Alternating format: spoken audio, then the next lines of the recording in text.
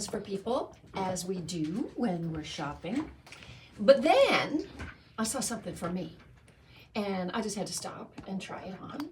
And I got it home, and then I realized that I'd spent more money on me than I did the other people. And I felt so guilty. It was a terrible feeling. So you know what I did? I immediately went online and ordered a bunch of stuff for the other people, namely my kids, right? Because guilt motivated me to do something positive. You know, all of our emotions, all of our feelings are messengers. When you get that feeling in your stomach and your stomach's telling you something, that is a messenger. It's a feeling. Guilt is a very important messenger.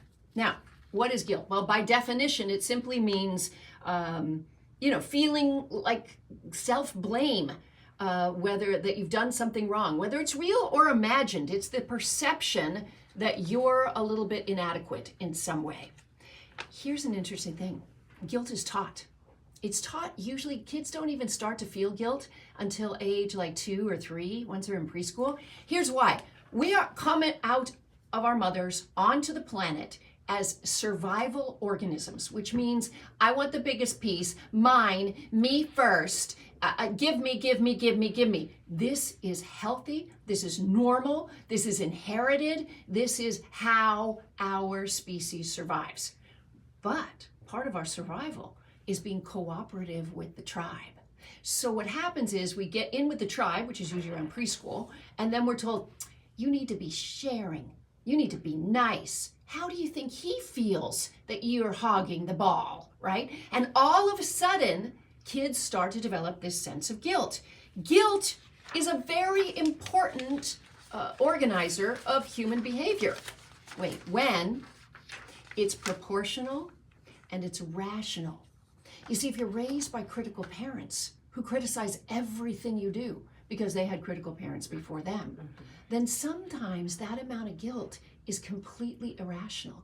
It's not proportionate to the situation. Now, me coming home and having spent a little too much money on myself and not on my kids, that's proportional. It's rational. It's not the right thing to do morally. So I had to go on Amazon. You know those AirPods? I call them earbuds. I don't know why I call them earbuds. Was that a thing too that anyway, AirPods. Now, there's another emotion that we throw around a lot, which is shame. Now, guilt and shame are really similar because they both involve negative self-evaluations, and you get a feeling of distress. See, my hand is going to my stomach, like, ugh, guilt, shame, you feel it right in your stomach. Psychologists call your stomach your second brain, in fact. But here's a big difference between guilt and shame. Guilt motivates you to do something positive. Guilt says, I wasn't a good person. How can I repair? Guilt says, you know what? You need to fix this, right?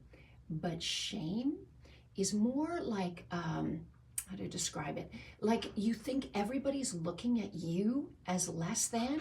So what you want to do is make yourself look good when you feel shame.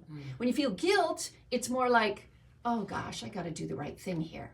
When it's shame, it's more like, uh-oh, they can see my flaws. I got to make them think I'm great. So guilt is more like internal and shame is kind of external? Well, yeah, guilt is like, they're both self-motivators, but one motivates you to do good things in the world. The other motivates you to just look good for other people because you're really worried about other people's feelings. What happens with shame? Shame leads to narcissism. Narcissistic personalities often had narcissistic parents who it was all about them, right? And the critical parents. It can lead obviously to depression. It can lead to addiction. So I like to think that guilt, if it's proportionate, if it's rational, if it makes sense, is actually a positive emotion. Now, too much guilt can be very debilitating. And I read this interesting research this week. The lead researcher's name was Dylan Cesar from the Division of Clinical Psychology and Psychotherapy at the University of Basel. Here's what he found. That people could be given a sugar pill if they had too much guilt to receive their guilt. Now stay with me. He took a group of people. he instilled guilt in them. And how he did it is he said, okay, I want you to write down the worst thing you ever did.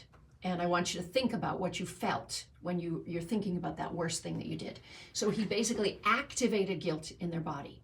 Then he divided them in 3 groups. One group got no treatment at all. One group got a placebo. And they were told, here's a medicine we're testing. It's a psychotropic medicine, and it's going to relieve feelings of guilt. But it was just a sugar pill.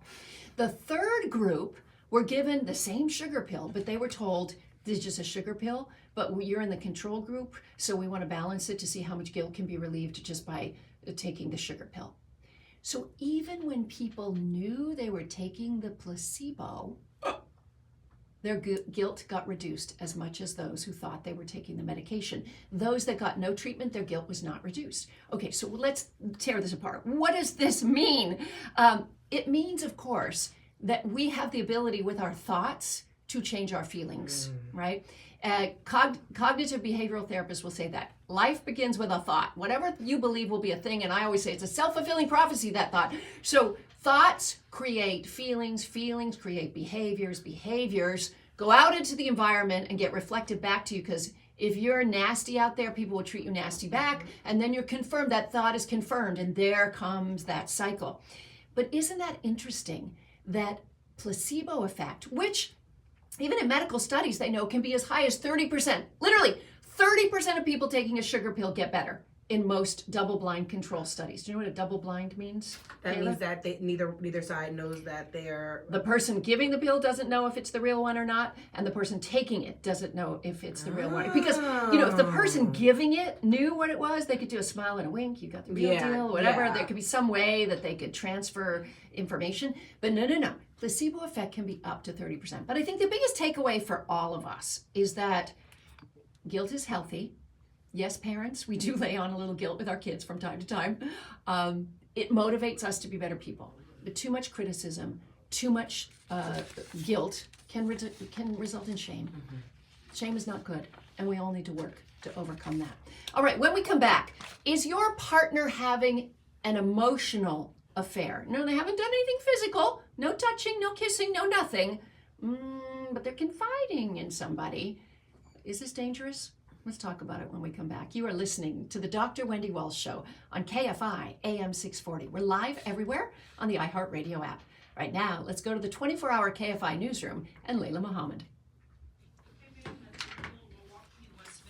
Okay, we did it, YouTube. I'm coming back after this next break. Kayla, thank you for getting the camera on. You'll have to show me next time what to do.